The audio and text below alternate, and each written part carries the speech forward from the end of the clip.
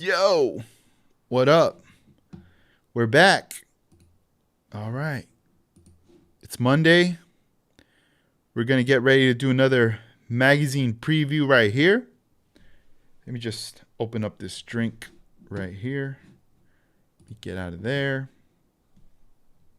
Bam. All right, cool. Let me open this up. Let me crack this open. Oh, yeah. All right.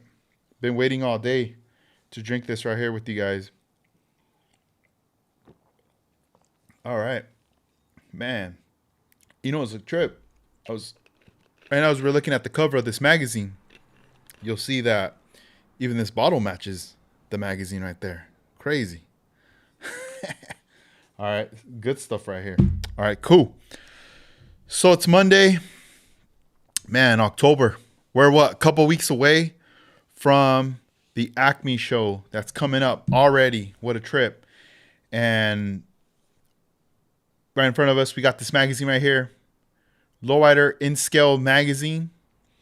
June 2012. Been waiting for this one. So, you know, lately we've been covering this issue, this series from when we started to now. And, you know, in the article, you could already see Jeffrey's part 2, continuing on from the last one we did on this right here. Excited for that. We also got Marcus Torrington's Ultimate 63, how-to adjustable suspension, taking better picks with Tonio 7 right there. Oh, man, I'm excited for this one right here. So before we get started, I wanted to give a huge shout out to Leon. I got this in the mail last week. And let's see. Bust this out right here. We got the new and latest shop card right here. Model car 1589 group build. Check it out right there. Model cars coffee. There you can see the links, the ats to the Facebook, Instagram, and YouTube pages right there, along with the email. Awesome stuff. So he sent me this card right here. We also got this cool little sticker of him as well, and along with this magnet right here. Check that out right there. That's pretty cool. So we got both these right here, and we also got the sticker. Awesome, dude. Thank you very much. Please check out the YouTube channel right here for Leon. Check it out right there. Yeah, he just got these to me last week, and I finally got the mail. Finally got the mail today. Thank you, man. Been holding on to this. I was like, I'm gonna wait until we do the live magazine preview, you know. So let me see here. Give some shout outs. What up, Armando? What's up, man? How was the trip? I saw you were out in Chicago. That's awesome. OmniWorks, what's up, man? It's been a minute. How you been? Francisco, what up, man? How you doing? Awesome, guys. Thank you guys for joining. We're going to be getting started soon in a little bit right now. Just getting a little situated. You know, after I'm done doing the magazine preview here, I will be taking off because I got to start packing up some orders. I didn't have time to package anything last night. Normally I do it like Sunday night, you know, to drop everything off on Mondays, but just got busy. So let's go ahead and get started with the magazine. So here we got June 2012. And right in front of us, as we see, we got this nice 63 Impala right here. I'm already loving the colors. All right, let's check it out. So we got the editor's corner. Got a section there. And then the hype along showing the latest 3 back issues. We've already done a preview of these 3 back issues right there. And I always get a kick out of the Jeffries ad right there. Miniature Lowriders, Jeffries.com. Check out his website. He is releasing stuff to this day. You know, this is back in 2012, but now in 2025, he's still doing his thing. Steven, what's up, man? Thank you for joining us in the chat. All right, so we got the watch list right here. Frank Fernandez, Vance Moore, Jason Villarejo, and David Sean right there. That's pretty cool. So this looks like some like work on progress stuff right here. Things that are in the works. Oh, look at that. It looks like the Lowrider, the character. Man, that's pretty cool. right there, right on the back of that. Oh, this is interesting right there. That's nice. Dang. With the little white fenders right there. It looks like there's a lot of stuff being molded right there. That's pretty clean. That's nice. All right, let's move on. So we got the adjustable suspension part 1 by Darren Ottman.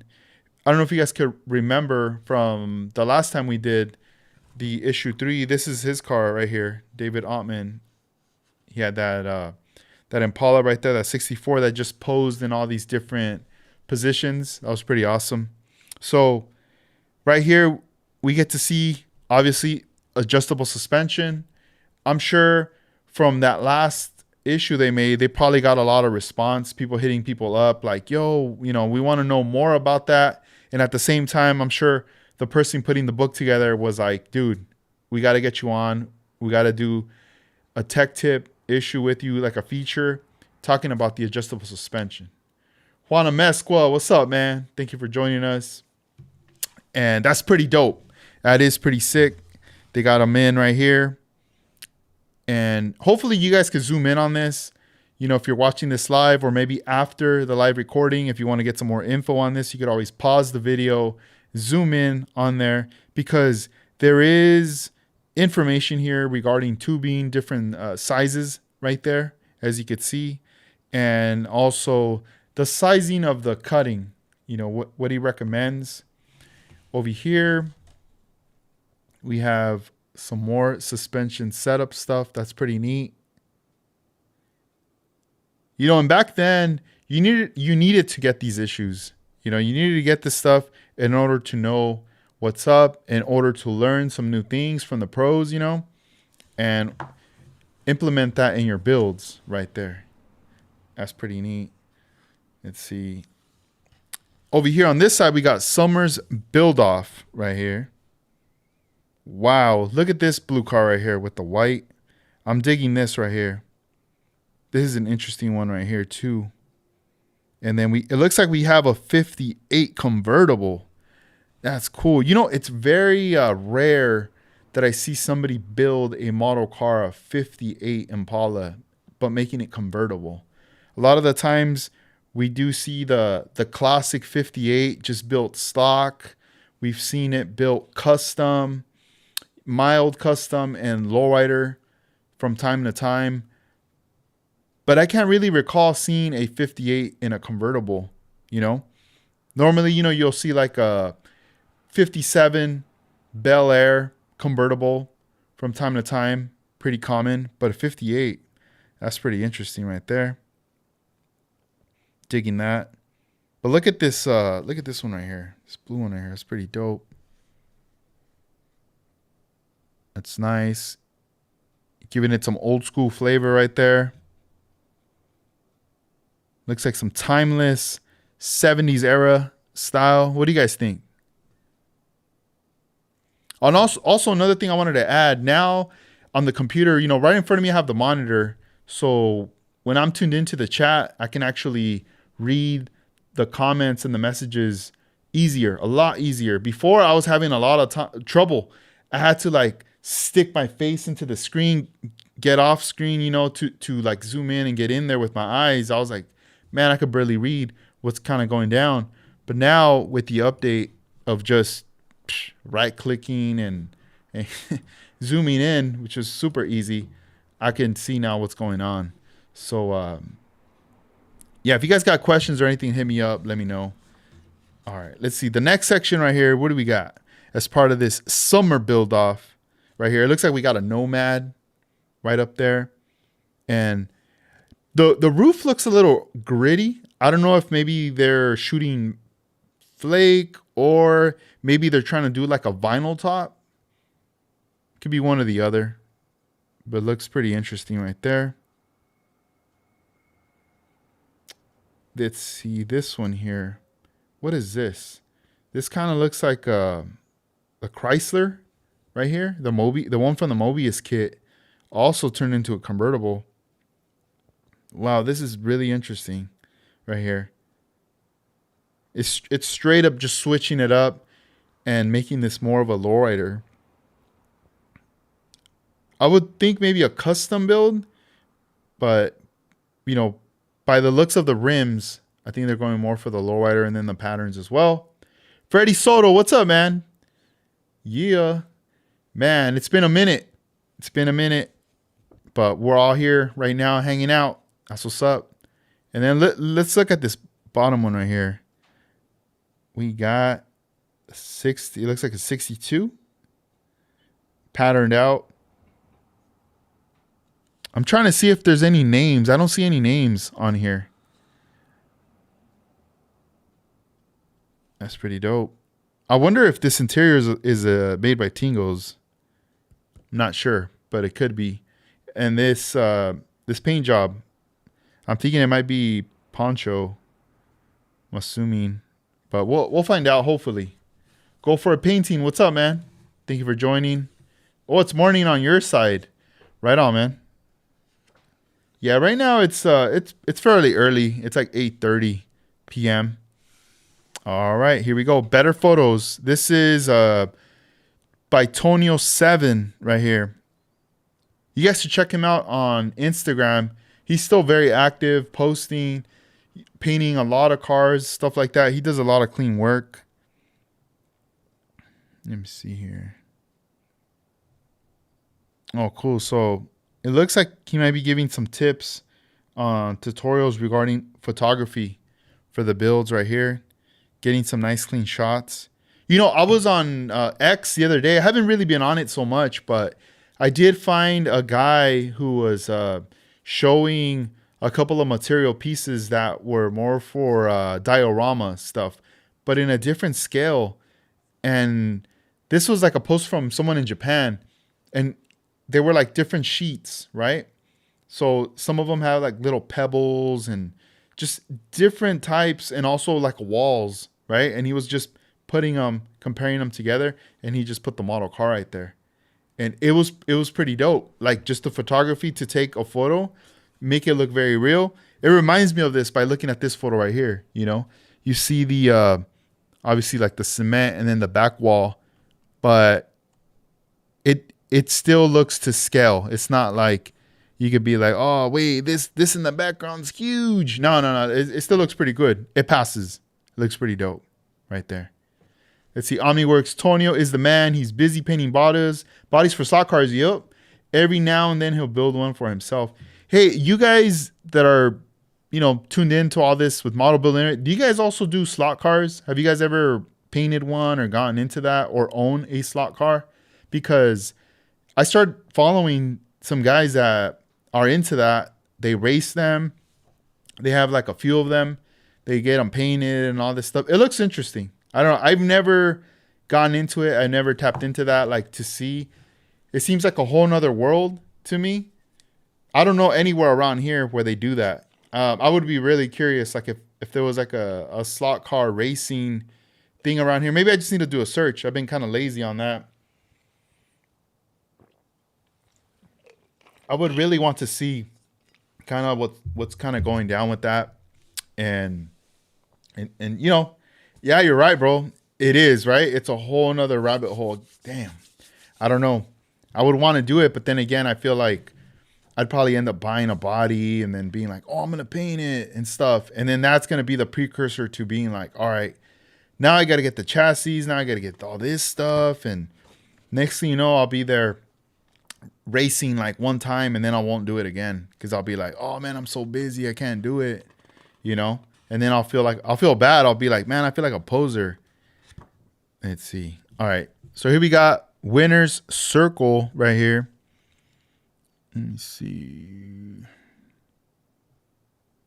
Model Car Contest is owned by Jeremy 8-Ball Mathis. Is one of the feature cars coming in July. Roger Chavez racked up 4 awards, including 100 Years of Chevrolet Award with his 64 Impala SS at San Diego Model Expo. Roger received a 3rd place in box stock, 1st place in Lowrider, and his 41 pickup. His 64 Impala SS also took a 1st place plaque. Yoda picked up 1st in customs as well as the same contest. Al Camacho just seems to win everywhere. He takes his Candy Red 66 Impala and picked up first place in Lowrider 60 and newer at the Citrus Nationals. And that's dope. Congrats. So here we go. Look at this. This is beautiful right here. Look at that. How clean that looks. The paint job. 62 Impala right here. Some awesome wheels. It says 60s to 70s styling. Philip Ditch right there. It says built by Philip Ditch of Maryland. His 62 Impala clearly fits the 60-70 styling, and even still today, color choice for this Deuce is classy and is appropriate for almost any configuration. Yeah, that's cool, man. I'm really digging that right there. It looks timeless, you know? Like it says, it could fit in anything. Like if this car existed right now, you could bring it to a lowrider event, any type of cruise night, gathering. It could fit well with, you know, custom show, possibly even a hot rod show, you know, bring it through. People want to see a clean 62. That's dope right there. Then up here we got the Caddy right there. And then we also have the 66 right here. Some awards. Damn, that's dope.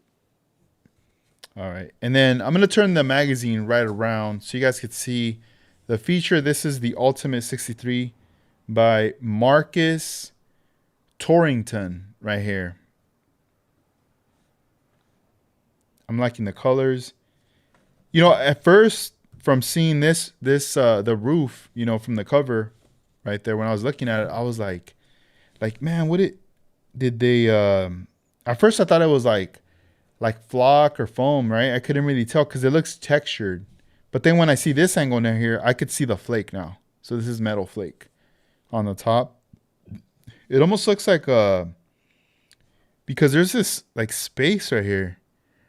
It almost looks like, I don't know if this comes off, like maybe it's a convertible. I'm not sure. Hopefully we can find out. But I'm really digging that they got the skirts. They got the skirts on. That's awesome. Right there. Bam. I built a 63, but I had no skirts on that thing. This is beautiful. Here we go. Ooh, I think it is. I think we're right. It is a convertible. So here's the Ultimate 63. Right there. So you can see the detailing. Added some detail there to the engine. That's awesome. There's the interior. Taking off, removing the roof and then putting the boot on there. It's a nice interior. And then we have this. This is a nice stance right here where the front part's lifted. We got the trunk that opens. Oh, and look at that. Look at that setup right there too. They use some styrene right there to shape things up. I'm just not sure what's inside. You know, I'm assuming there's like the pumps and all that like setup. But that's pretty cool. And then we got this other shot right here. There's a nice one right here. Let's see if I could read a little bit from the article. Let's see. Starting off with a Revell 1963 Impala, at first task at hand was to remove the top, and although it looks perfectly fine with the top off, there is a certain appeal when convertible has its top up with the windows down, and Marcus did just that by making the up top covered it and painted it a shade of orange that really complements the body color with the body color, which is HOK Sunset Orange, which is a bright orange that has yellow hues in the sun. The paint is just one of the many things about this car that is eye-catching. The engine bay is just as nicely done, with the motor being wired. The battery is wired and color-coded. And the braided heater hoses look very realistic. That's cool. Yeah, so right here, so it says last month we brought you a very nice 4-door Cadillac Fleetwood by Marcus. Cool.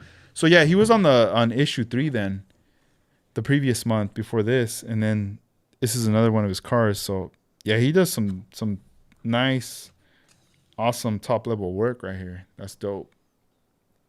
Look at that spread.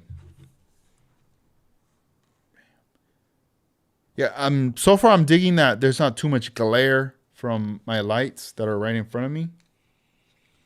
I don't know if it's maybe I zoomed in just a little, but I don't know. We're gonna keep it moving. So we got Eddie Marinate Almares. Let's see. What do we got here? He's got another 63 convertible. That's cool. It's already all lifted up, ready for flight. Then you can see the pump setup in the trunk, right there.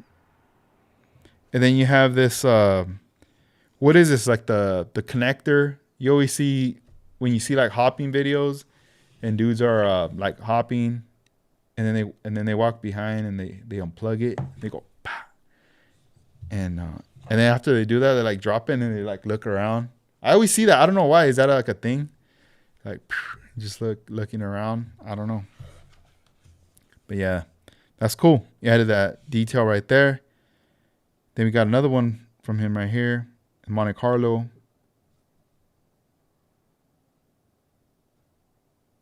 That's pretty cool right here. I'm digging this. All lifted up, ready for takeoff. With the paint job as well. Some graphics on here. It is awesome. Yeah, this is a cool issue, man. MacLeod.com's got some cool stuff right there. Then we have this article right here. It's titled Skittles. And is this the doc? Yup. Let's see. When you are a custom painter, oftentimes you do everything yourself just because you can. But sometimes it's nice to sit back and let other artists do what they do, even on your own projects. Here is a fine example of what we are talking about. As you read up on Marinate a few pages back, it is clear to see that this guy is not new to painting, but this vehicle he teamed up with legendary paint simple known as Doc and the paint guru. Let's see, it says Chomps. By the way, if you're unfamiliar with either one of their painters, please feel to Google them or YouTube them, as you won't be disappointed. Oh, that's cool, man. Yeah. Rest in peace to Doc. I remember he was on Instagram, and you would see a lot of his paint jobs on there, especially for a lot of cars from the Majestics Club, Car Club, and I remember, later they were posting that he had passed and stuff. But yeah, man, really interesting stuff. He was like on his own thing, just doing his thing. He was also from that area where he got to see a lot of things early on and just kept pushing and pushing. And, I'm sure he inspired a lot of people and taught a lot of people too, about painting and stuff. So it's always cool, man, when you get people like that, come around. And sometimes these artists are around us right now, and we don't appreciate them until they pass away or until they I don't want to say quit, but I would say probably when that happens, like passing away. I think in anything really, it's like when an artist, an athlete, anybody that's just like putting themselves on the spot, doing stuff, it's not really being appreciated. I mean, you got fans and stuff, and you got people that are like rooting for you and everything. But a lot of times it's just being overlooked. Like, whatever, that's cool. He's doing his thing. But then once it time passes and you realize, dang, look at all the stuff that they did in the past, you really start to appreciate, and you go back and you trip out, like, dang, look at all the stuff that they did, and a lot of times a lot of things are there to look back on their history, learn more, do some research, and try it yourself if that's something you want to do, you know. So that's pretty cool right there.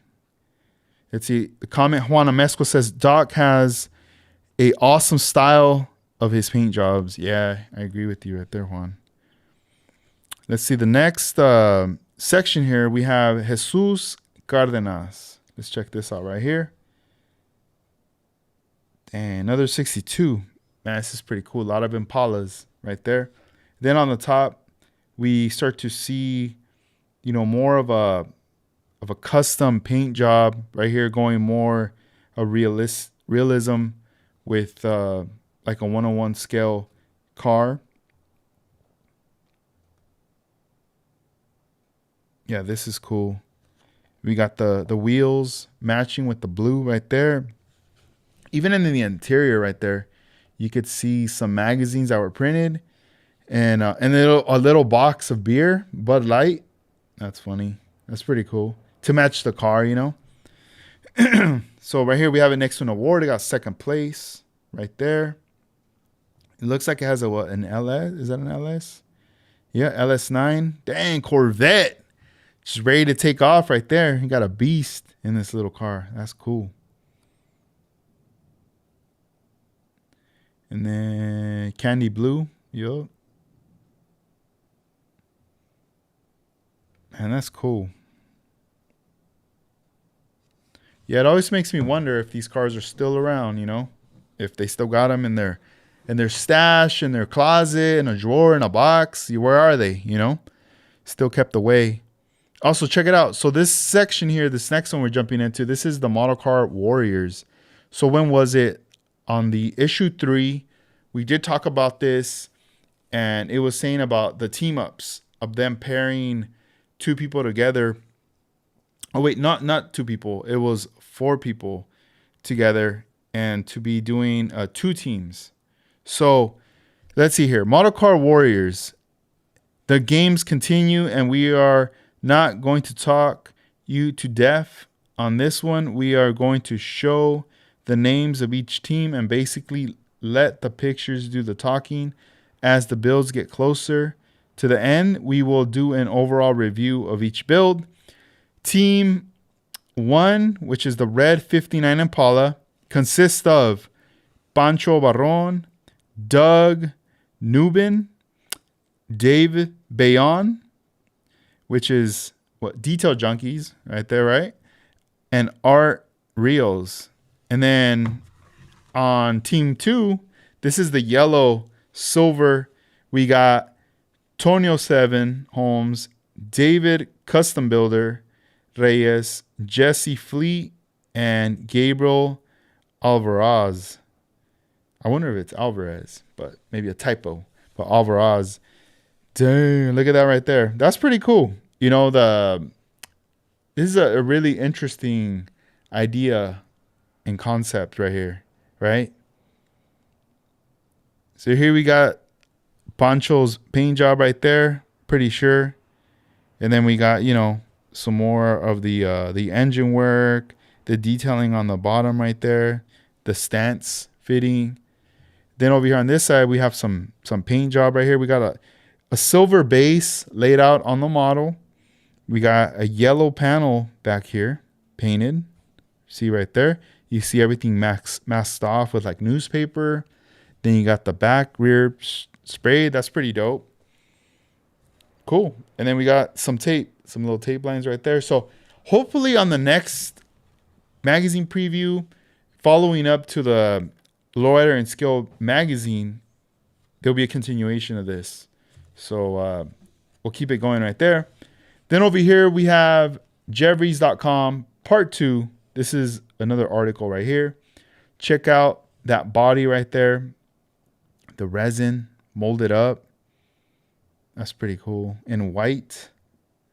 Let's see here. It says, last month we told you we would bring you an update on Jeffries, and this is probably one of the greatest things he's done. Working on casting the Lincoln Mark V. And then it says, but more importantly, if he does This will be the best Lincoln to hit the market, period. Oh, what? Did you guys ever get your hands on this? Any of you guys? Do you guys still have this? I didn't get to see this. I was not building model cars in this. In 2012, I was not building them. Probably like 3 years. I came 3 years later after that back into it. But that is pretty cool right here. Nice. I wonder if he still has any. Probably not. I'm sure he had a lot of people hitting him up like, hey, you still got one? I need one. But this is pretty cool right here. OG article right here.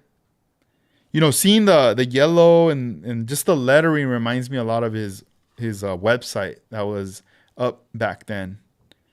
All right, let's see. Oh, okay, cool. So right here, it looks like we're continuing on from page 5 right here. Let me bring it up a little closer for you guys right there. If you guys want to go ahead and pause that, read it, get some more info if you're following along with the tubing.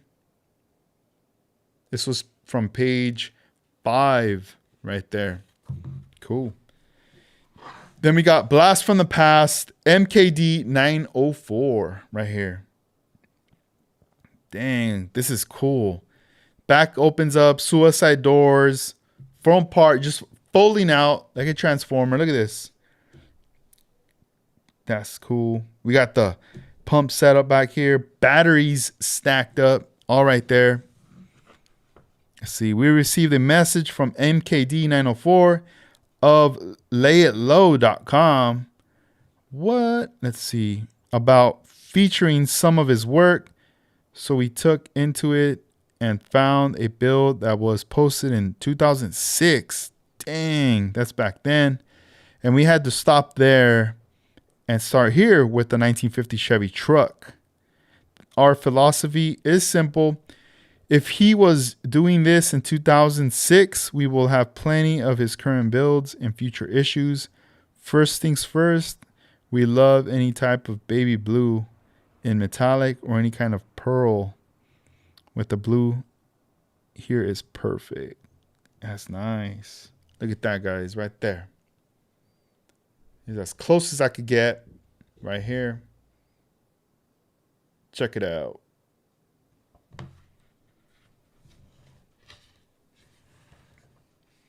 Then we got Jason Villarejo right here.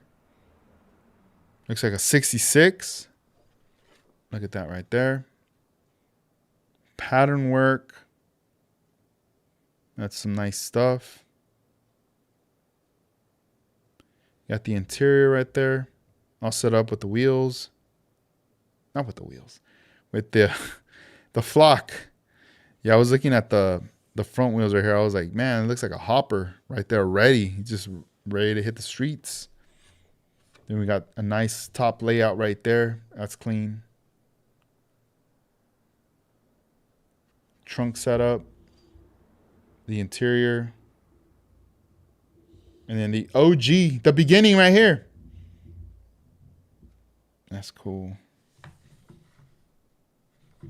Let's see. When Revell dropped the 1966 Lowrider, fans were buying them by the case. With that being said, no matter how many you bought and having your stash, it's all about the quality you bring to each build. Jason Villarejo brought great quality to his 66 in so many ways.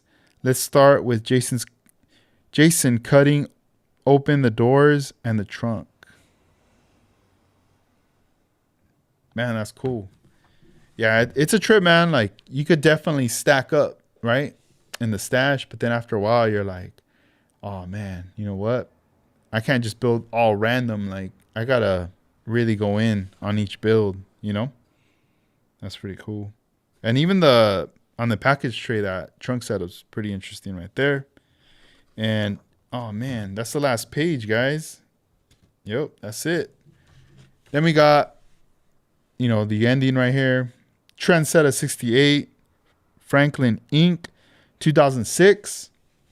That's pretty cool. So, yeah, This was June 2012. Hope you guys enjoyed this one. I still have once the issues following up to this. All right. So I will be, in the future coming back and doing more. Last week, man, I was so hyped. Like a lot of stuff happened last week. All right. Let's see. So to kind of recap, Tuesday we did the podcast with Chris. Chopped it up with Chris after the podcast. We messaged each other on Wednesday and stuff. And from talking to him, I was like, oh man, like you're making me think a lot about paint and stuff and just the process of building and everything, right?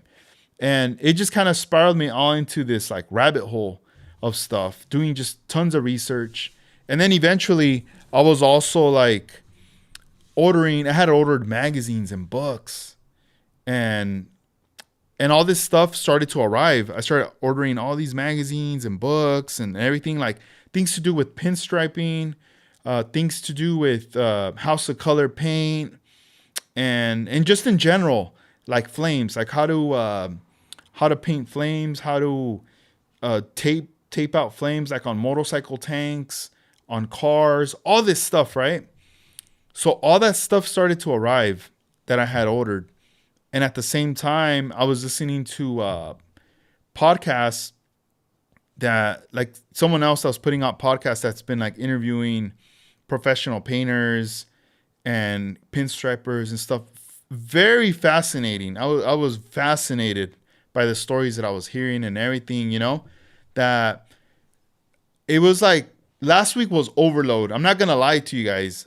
I was like, I felt like I was like Johnny Five, right? From Short Circuit. Just like I went to the bookstore in that scene and I'm just like flipping through everything, right? And just taking it all in, like, man. And I was just, the more I was like going, I was going crazy. I was going like, all right, right now I'm obsessing with custom paint. I'm obsessing with pinstriping.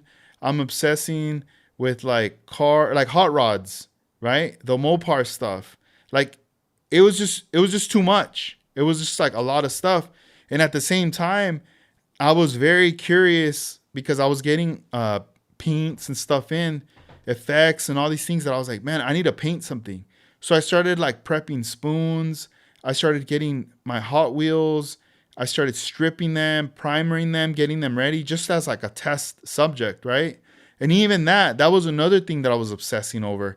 Juana Mesqua, who's here in the chat, check him out on Instagram. He does amazing paint jobs.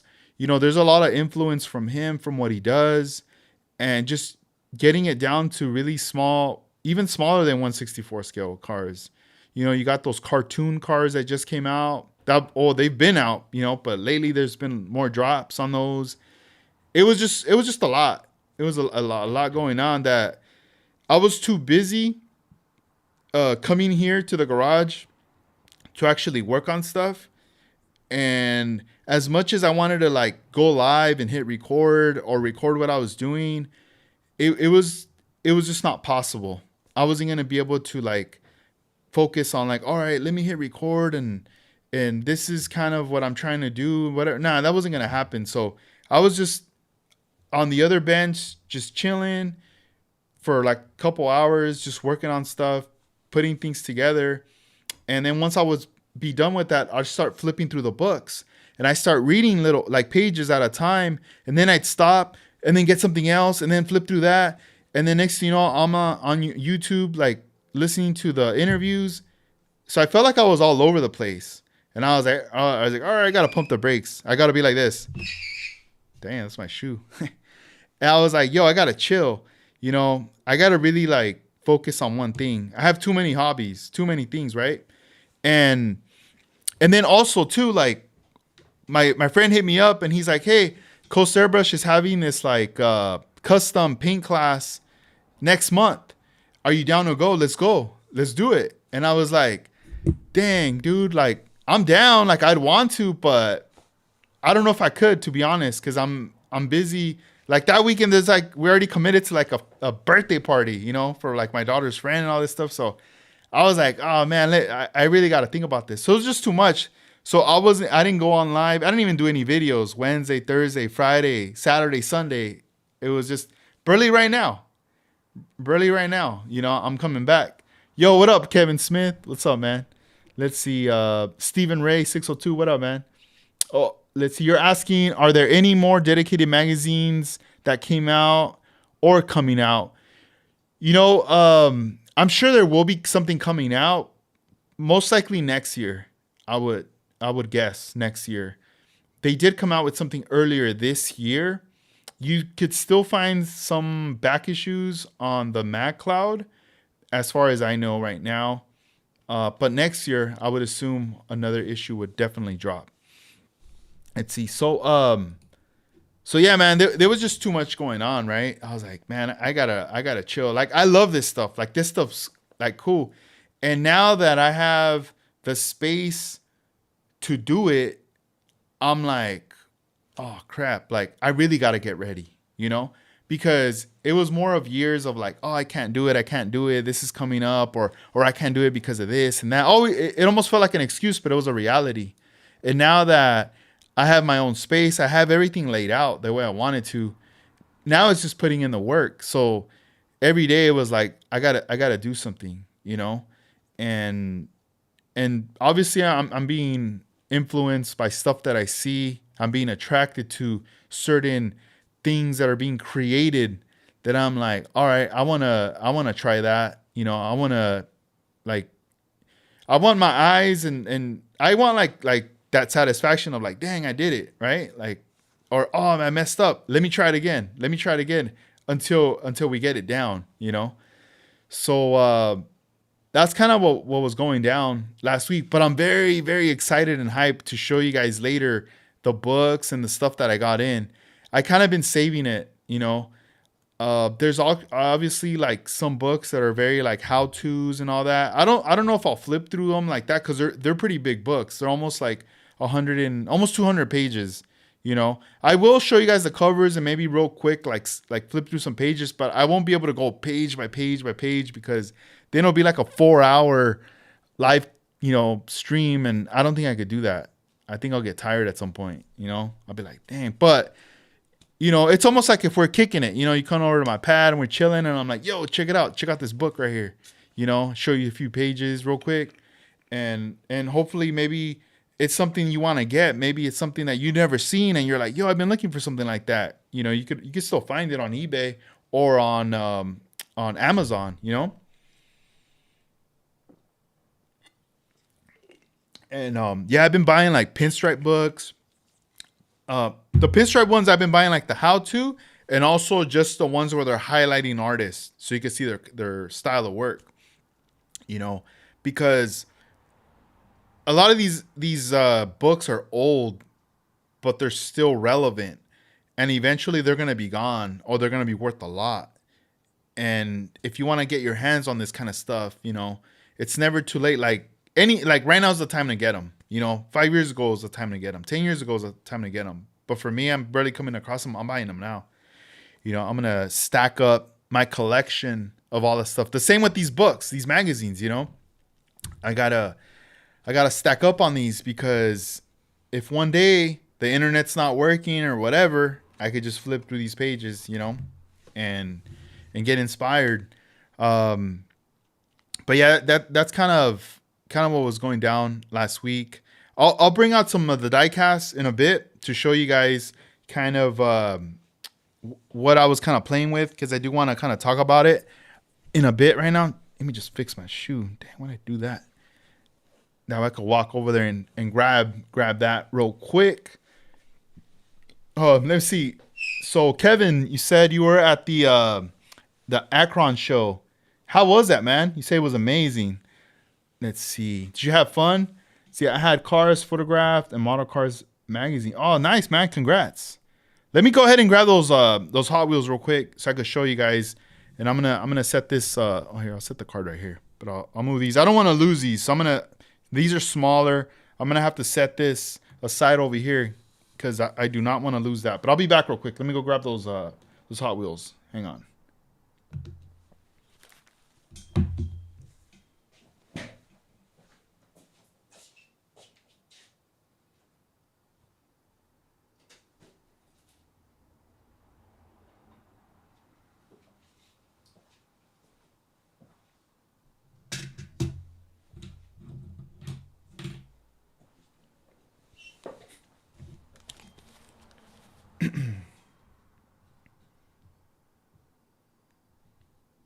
Bam. All right, cool. We got them right here. Here, let me center this right here better. Bam, right there. Cool. So I got this cool little tray right here. The other day I was on Instagram, and this like video popped up of a store that sells nothing but Japanese products, items that are being brought in from Japan. And I was like, what? This is like close to my house. And I drive by it like every day. Every day when I'm going to go drop off my daughter at school, I drive by this place. So they had this like cool little tray right here. And I bought a couple of them. Oh, look at the green screen. Look at behind me. Dang. Oh, look, I'm right there. Nah. And I got this. I got like let's see if you can see my sweater. Pant Rose. Yeah. What up, Cool Will? So I got a couple of these, right? So far, I just kind of been using them to like put little stuff like that and like carry it around or whatever. Got this other little bottle thing or whatever. But anyway, oh shit, look at that. I'm already dropping stuff. Okay, so so here we go. These are the Hot Wheels right here. All right. They've all been sprayed with the House of Color stuff, and they've been clear coated. And I kind of just been experimenting with like the bases. Nah, it wasn't Daiso. It was a different one, bro. I can't remember the name. I don't have the bag with me right now, but they're on Instagram. I gotta find it, and then I'll shoot you that link so you can see it. And let's see here. So, all right, let me see. I'm trying to think of which one to start off with. All right, let's start with this one right here. Here, let me take off the glass right there. Probably end up painting this later with some clear color. So this one right here, we stripped it. It's a Mazda, and we ended up pretty much painting the whole car black, just all black on this one right here, right? And we pretty much, after that, it was just black primer. And this is Mr. Hobby black primer. We went ahead and got our House of Color gold pearl. This was originally a dry pearl that we mixed in with House of Color products. And we went ahead and we sprayed the whole die cast in this gold right here that you see over the black, right? The more pigment you shoot on it, the brighter it's going to get because it's going over the black, right? And then once that was done, I went ahead and I got FBS tape. I backmasked the wide fenders, this back top part of the wing right here.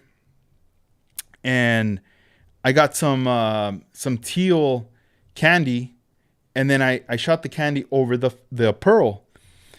Right now, I mean, the lighting isn't really doing much justice from what you could see, but in the sun, it does almost look like a fine metal flake or like a metallic kind of. But I'm really digging this pearl effect when it's under the sun, you know, especially right now because it's like the lighting's not that great in the garage. It looks a bit dark, whatever. But when it's out in the sun, it definitely shines. And then after that, we shot it with House of Color Show Clear on there.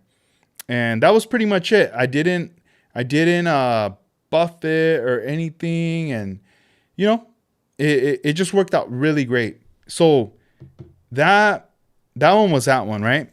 And then, let me see. I'm trying to think of which one because there's these two here that you see that are in purple, right?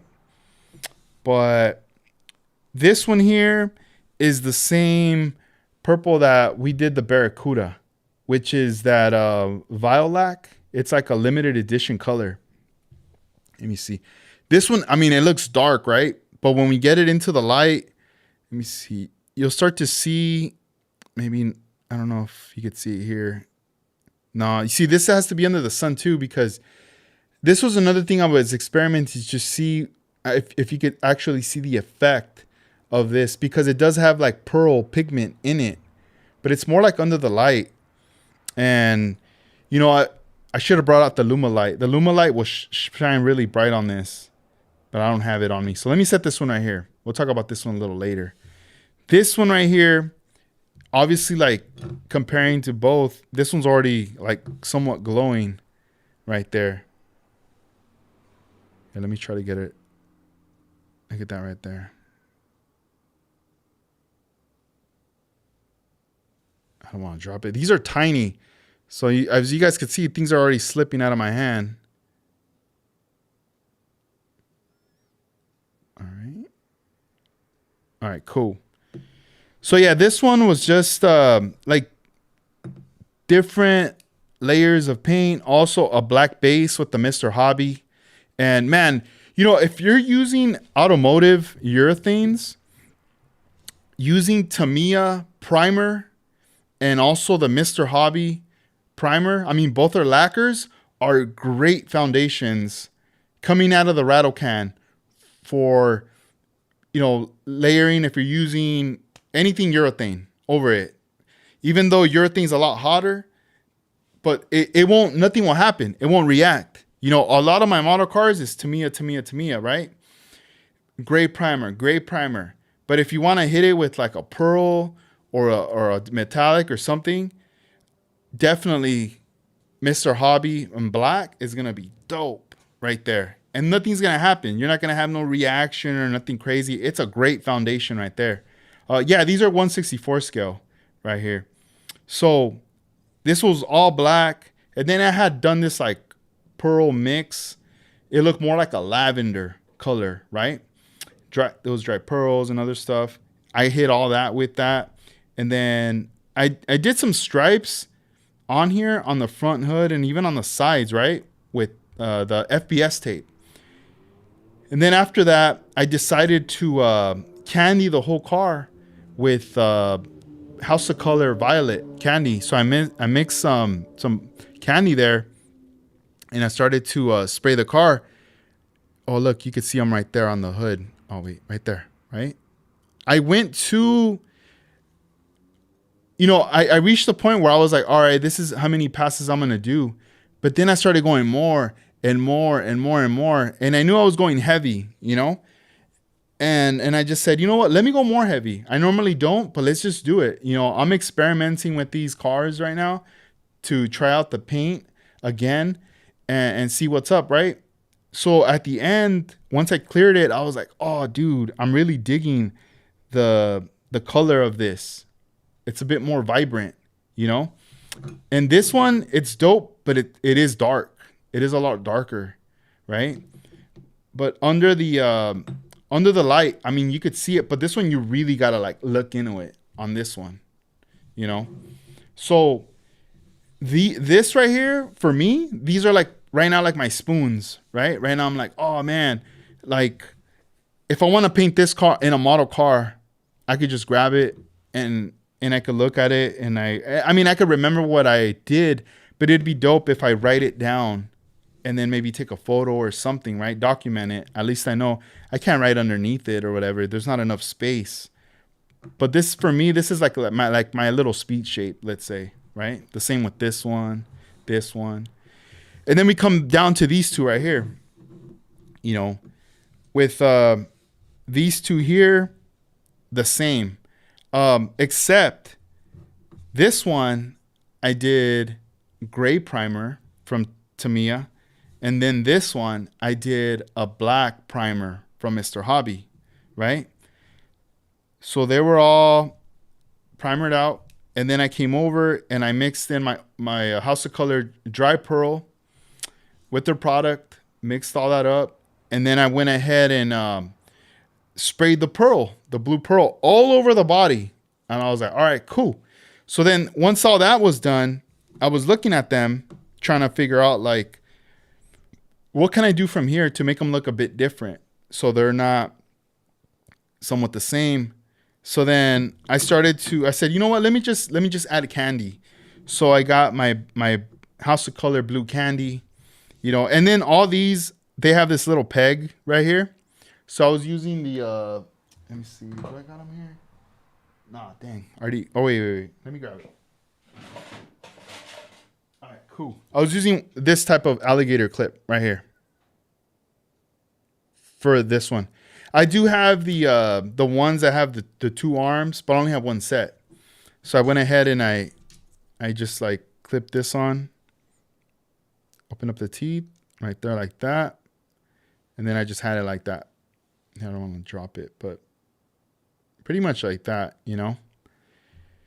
And then I started to spray my candy on this. The blue candy here. Let me bring it up.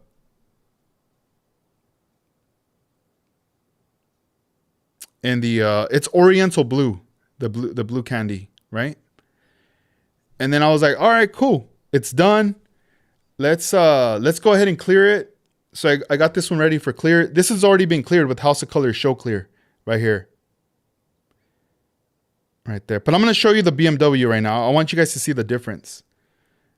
So this is blue candy, but I hammered on the clear though.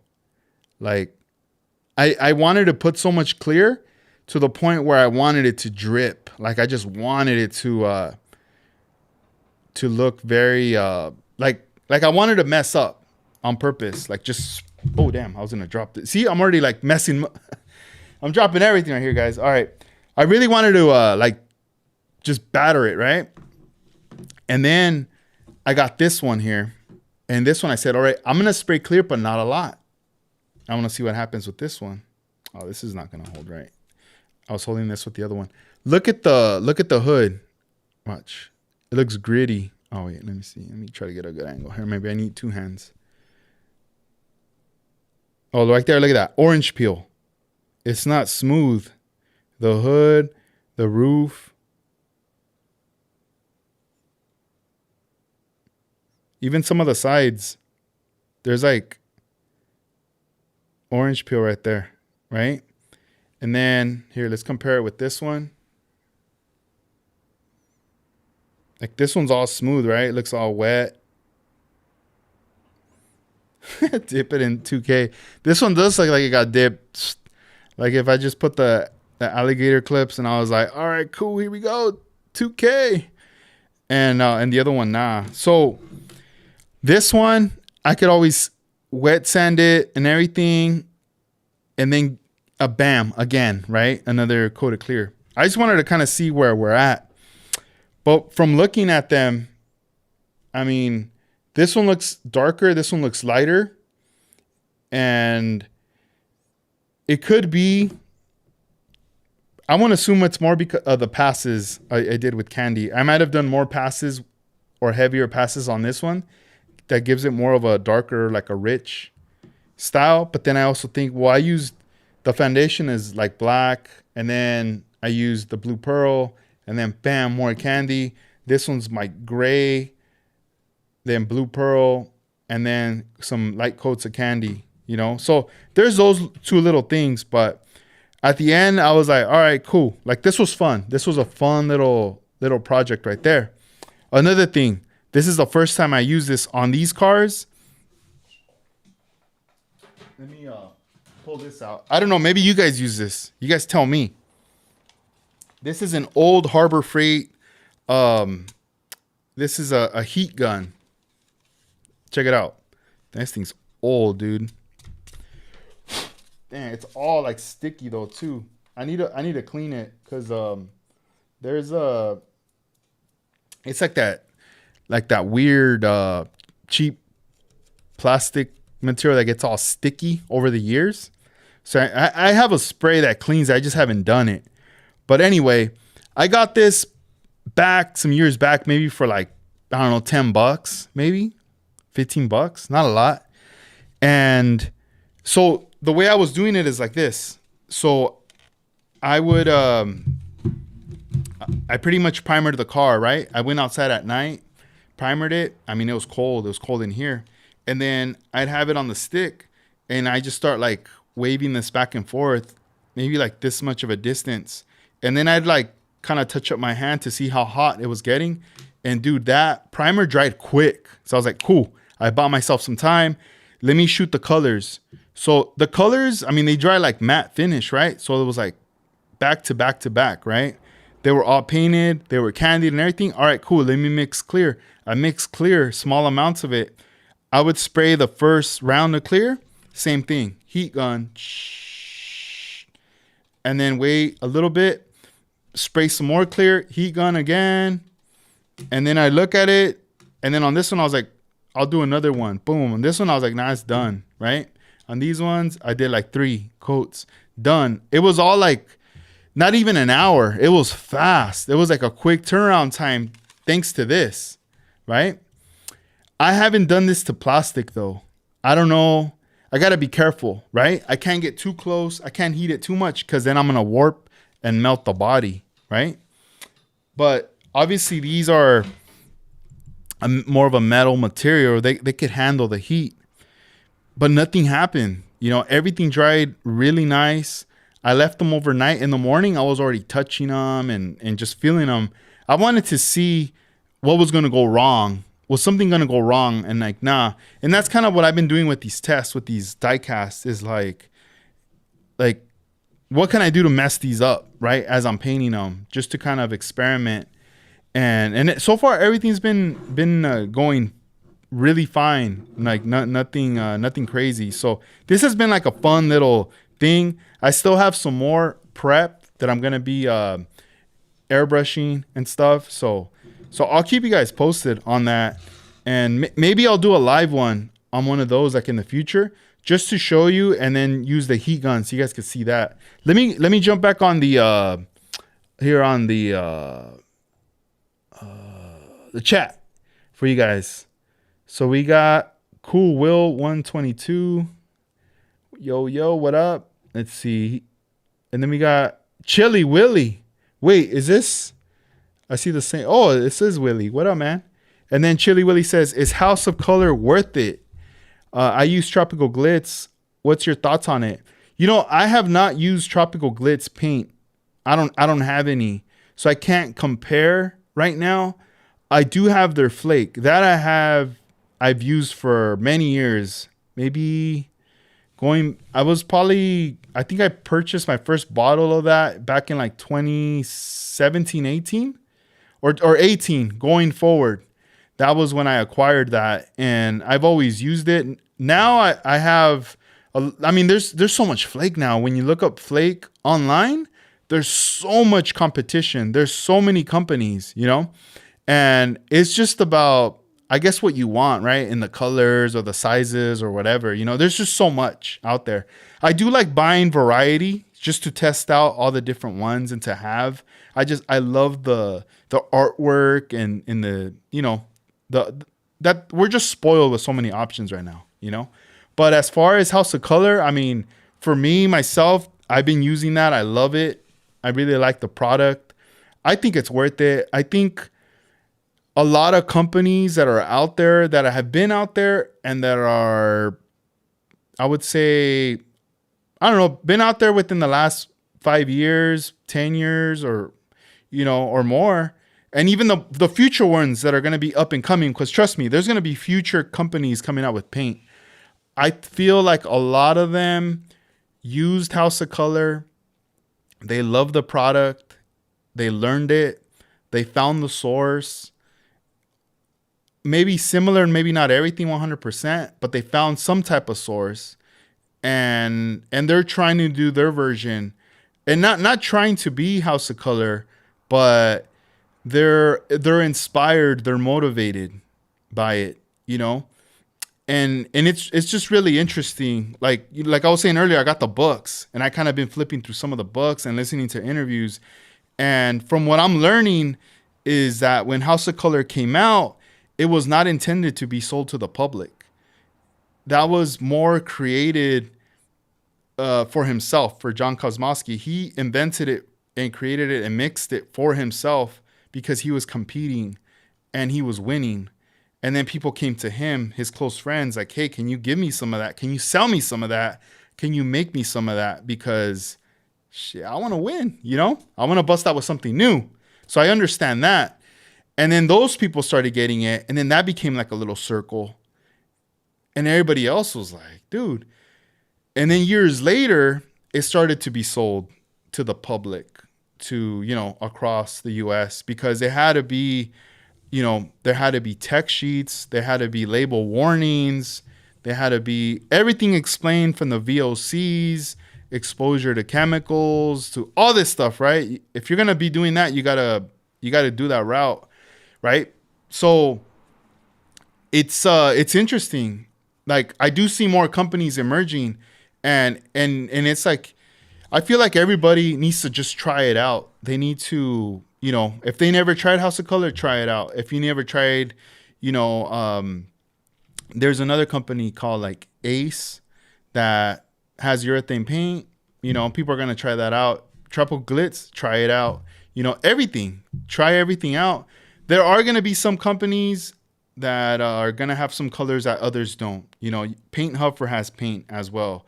Then you have there's another one called Color Coalition is another one that's out on Instagram. So each company, they're all independent companies, but I really honestly don't think that, you know, any company coming out is going to be like, well, we're better than House of Color.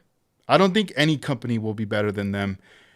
I think every company is going to be good on their own, like doing their own thing, you know, but a comparison, I don't know. It'd be like you would have to compare 50 years from now, you know, by then to see, because a company that's been around for, man, from like, you know, 50s, 60s compared to a company that's been around for the last 5 years, you know, it's really hard to say. It's too early to say, you know, but yeah, I mean, it just depends. Like, but for me, I can't say this one's better than that one, whatever. I could only go off of like what I use and what I like to use, you know. So far, I'm loving it. I'm digging it with House of Color. I know I talk about it a lot and stuff until I get my hands. You know, I recently got Paint Huffer paint, and I have their flake, but their paint. Once I start using their paints and start understanding their paint system and everything, and the results that I get and the colors that they offer, then I'll be able to form more of a like an opinion off of that, you know, and you know, little by little, kind of go off on that, and I do that. Those are the things that I do want to bring up on future episodes, right there. But this is cool, man. I like that we do have a lot of options, a lot of things that we're spoiled by right now. You know, there's a lot of information out there. Let's see. Kevin Smith says, I polish the metal before paint, like painting over chrome without primer with candy. Oh, wow. Okay. Yeah, I could see that. You could get like a definitely like a rich kind of color there. When you polish it, what are you using as far as like polish? And also after the polish, do you wash it like one last time with water just to, or maybe you spray it with like pre-clean or something to get rid of any kind of contaminants before you candy it? Let's see. And then, oh, Leon, what's up, man? Hey, thank you for the shop card, bro. I had the stickers out earlier. I just put them away. I don't want to lose them right there. And also that magnet, that's pretty dope, man. Thank you again for sending me that right there. Let's see. And then you say, let's see, Kevin Smith says, use that respirator. Y'all, this 2K will kill us. No, yeah, man. I always am rocking the respirator when I'm spraying. Even though these are small and quick things, I wear the respirator. You know, I even started wearing eye protection. Let me bust out. Bam. I'm going to show you guys the two types of eye protection. This one here. And then there's this one right here. These two right here. So, check it out. Lately, you know, I've been reading these books and stuff. They do talk about this eye protection stuff, right? When I'm cleaning out my airbrushes, I'm sitting down in my chair. I have my booth right in front of me. I load up some lacquer thinner, pump it into the airbrush, and then I start spraying out into the pot. And what happens is that a lot of these fumes kick out, and I have to have the airbrush booth on. So this way it sucks in all this, you know, air excess air, right? The fumes, everything's coming out from the lacquer thinner. But I've noticed that sometimes it goes and it hits my nose, right? I could smell it. Even though I have a mask on, I could still kind of smell it. So then I'm going, oh man, I need to tighten up my mask. I shouldn't be smelling that. But then I'm going, well, if I could smell it, my eyes can absorb it too, or whatever, right? And even then, like whatever, right? You got to protect your eyes, even if you're like cutting things, like sanding things. These feel comfortable on my eyes. Watch, I'll throw them on right now. Bam, right there, right? They feel comfortable. I could wear them for a long time. So if anything like, you know, if I'm sanding, I'm cutting something, shoots out, whatever, it hits it, I'm going to be good. You know, I'm protecting my eyes. The same with like fumes. The same with like our pores in our hands. They absorb, you know, chemicals, things, water-based products. It goes into our pores, you know, and also like our eyes too. It absorbs a lot of stuff too, right? So I rock these if I'm doing certain things, or I got the mask and that. Some people might be like, oh, that's overkill or whatever, you know, that's a little too much. That's cool. And I ain't worried about that. You know, that's just me. You know, I'm here by myself, you know, and I'm just going to keep doing my thing, but I gotta rock those.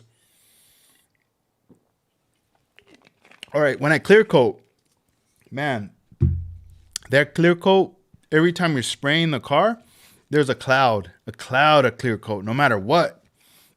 So I gotta rock these right here. Look at this. Bam, right there.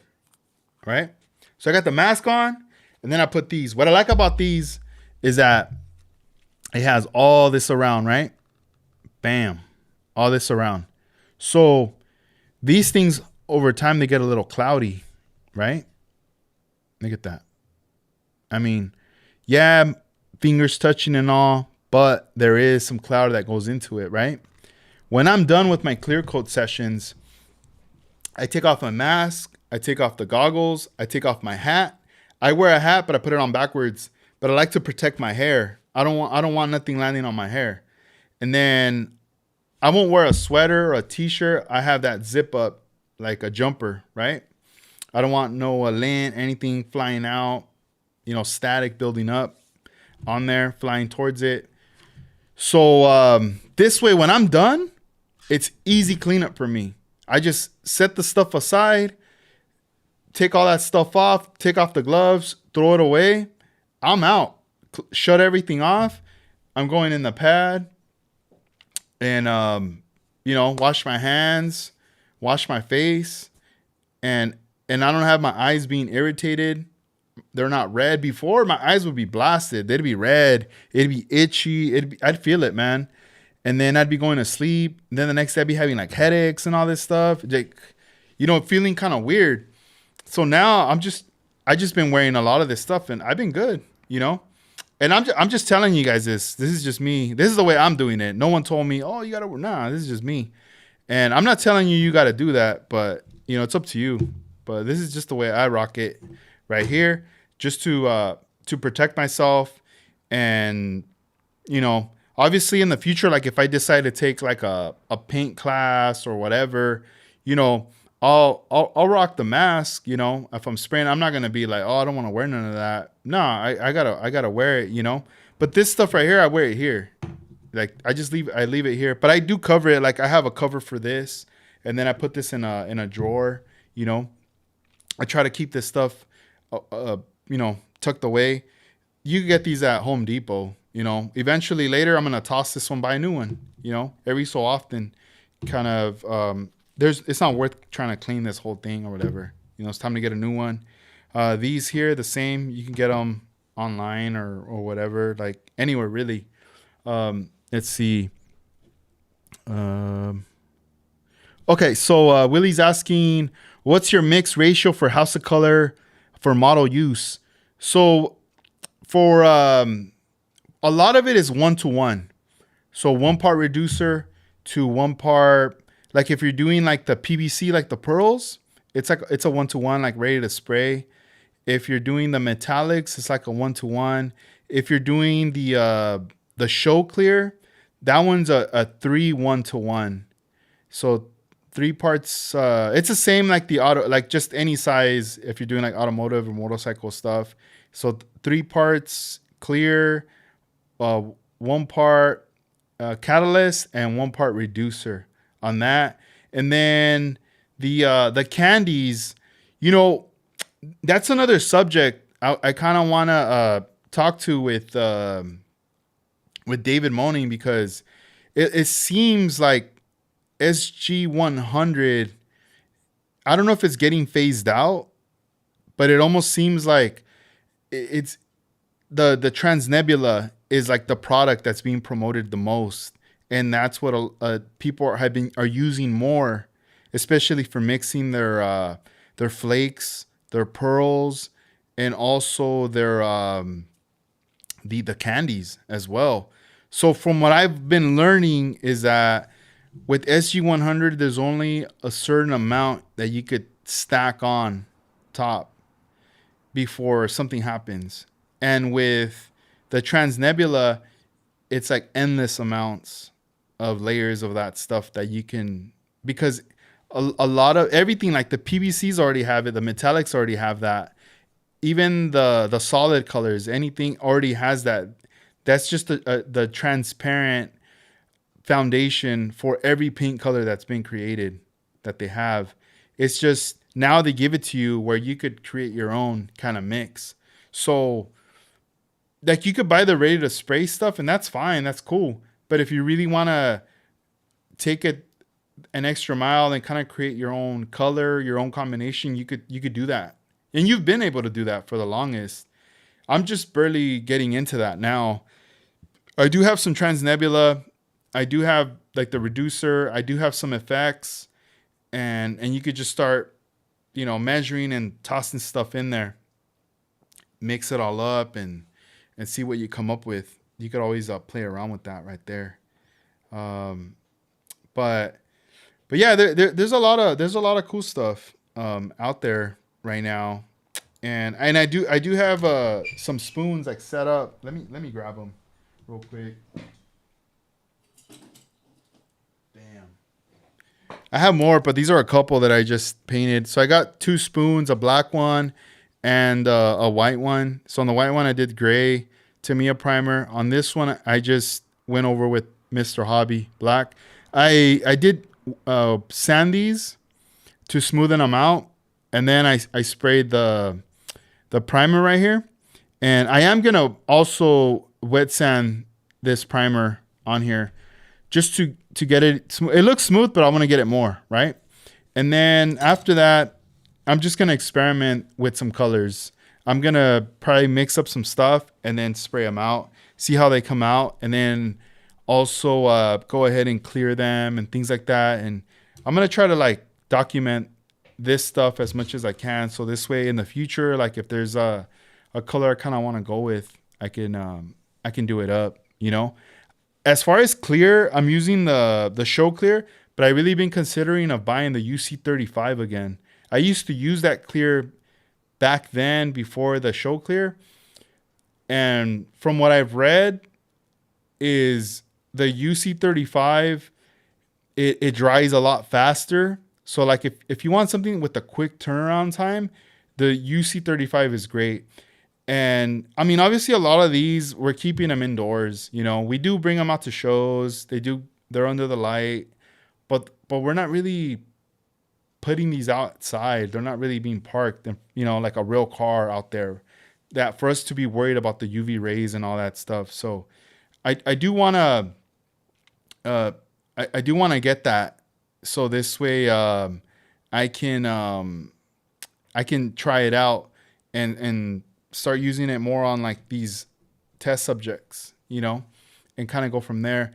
The mix ratio on that one's a bit different. It's like 2-to-1 on that one, and it's also with a different catalyst. So I think even that whole system is different for it to dry faster, right there, So I do want to have those options, and then in the future I'll probably even buy the matte finish one too.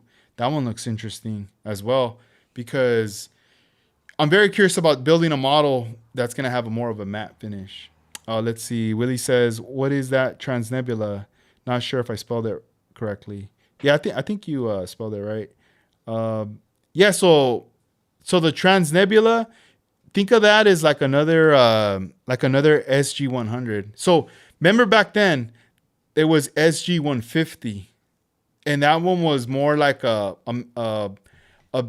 what was it, metallic or like flake and pearl carrier, and that one looked a lot milky.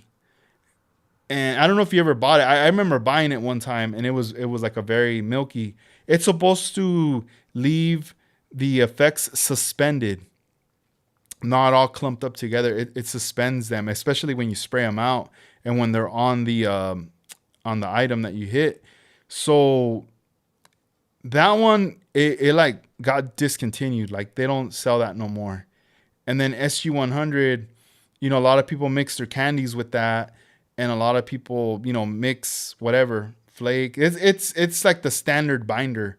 But now it seems like you don't really hear a lot of people talking about it. You don't even see them talking about it. Everyone's, even from the technicians that work with House of Color and are spraying it, they're using Trans Nebula.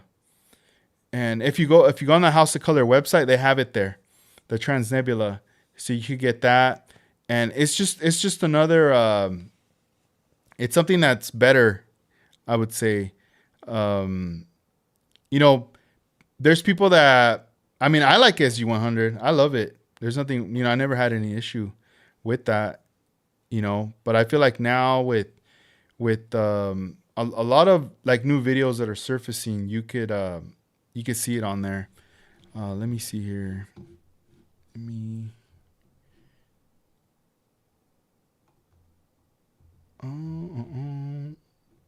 You can add. Let's see. Kevin says you can add a flattening, a gentle 2K clear. Your distributor should have it. Yeah, I gotta check that. All right. Bam.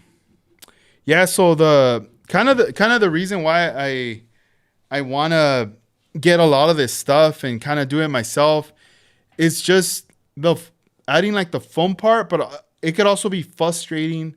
But it's also pleasing when you mix your own kind of color or your own combination of things.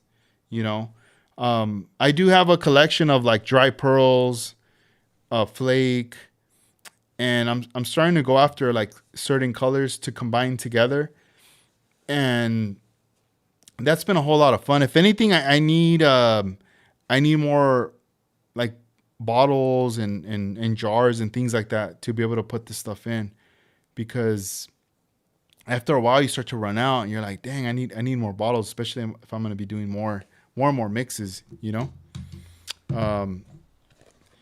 But yeah, a lot of this stuff, man, it's cool, But yeah, like if you never gotten into it and you see it, ready to spray, I would say that would be a good start, getting that kind of stuff right there. And then eventually later, start getting into, mixing stuff on your own as time goes on. Bam. Let me see. It says, Leon says, I would love to try House of Color and all the fancy paints, but my budget got me with only Createx water-based paints. Yeah, man, Createx is dope too, though. Like, if even with Createx, you could still get a really nice paint job that will be up there with like urethane paint as well. Later, I don't know if this year or most likely next year, but I will start getting into that too. I do want to purchase Createx and start getting like their reducers, their clears, their pearls, their candies, and I want to give it a go. I want to go ahead and paint some stuff and show you guys what I'm doing, and then talk about it and go from there. And then, I know there's certain people that's all they use, and I wanna talk to those people about that too. I want them to give me like their opinion on all that stuff. So I think that'd be pretty dope to talk about it, because it's like don't feel bad or don't feel like, oh man, one day, bro, you're gonna have the House of Color, But for now, just rock with the Createx. I think that's cool. Later, I'm gonna be getting some too, bro, for sure. I know Joe Altered Works on Instagram. You see his stuff, man. His stuff's dope, and he uses Createx. All those paint jobs on those cars are all Createx, right there. And I know a long time ago he did like a live demo with David Moaning right there. That was pretty cool. And they showcased Createx right there some years back. I'm sure that video's still up back there. Let's see. Let's see. Kevin Smith says, Edgar would love you like one of my paint clinic manuals for you to review. Oh, what? All right, cool. Let's see. What's your email? So I can send you one. All right, cool. Let me, man, can I comment on this? Chat. Oh, yeah, I could. Here, shoot me an email here, bro. Let's see. Boom. Oh, wait. All right, cool. Let's see if this works. Oh, it did. All right, let me see. See, there's all these like buttons underneath. But let me see. Add emojis or what? No. Wait, how do I go back now? Oh, what? Oh, I can't see the chat now. Where's the chat? Wait, go to chat. Oh, there we go. Whew. I thought I exited out of the chat. I'm trying to learn all these little functions that are here. Oh, there's the hearts. All right, see that? What's this plus? Engage with your awnings. What's that? It's a start a poll, start a Q&A. Okay. And then, show support for scale writers. Super stickers, get creative, animated. Wait, what's this get creative? What can I do? Oh. What the heck? I don't know. Sorry, guys. I'm just exploring right here real quick. But interesting. I want to learn how you could do custom ones, though. Those are just generic. Okay.